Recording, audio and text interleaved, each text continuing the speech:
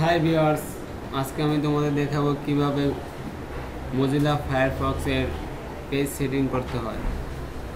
যারা মজিলা ফায়ারফক্সের PDF combine page use করতে না পারেন এবং যাদের কাছে ভালো লাগে না তারা এই টিউটোরিয়ালটা দেখবেন। অবশ্যই আমি বিগিনারদের জন্য এই টিউটোরিয়ালটা বানাচ্ছি কীভাবে মজিলা ফায়ারফক্সের পেজ সেটিং করতে হয়। প্রথমে আমাদের এই আইকনটা যেতে হবে, অপশন নামে একটা অপশন আছে, এটা ক্লিক করতে হবে।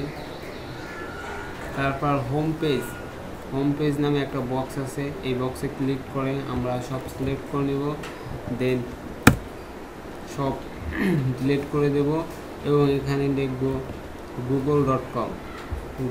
google.com লিখে পেজটাকে কেটে দেব। ওকে, পেজটাকে কেটে দেওয়ার পর আবার মজিলা ফায়ারফক্স ওপেন করব।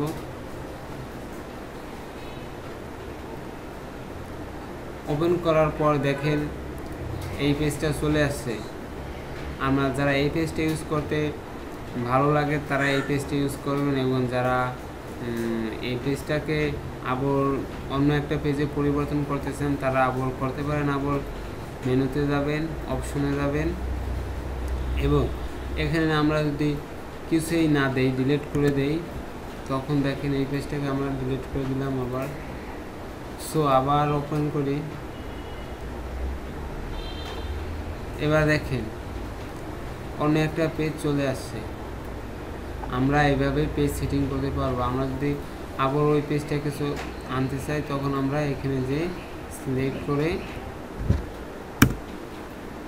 google.com আবার পেজটাকে কেটে দেই, আবার ওপেন করি।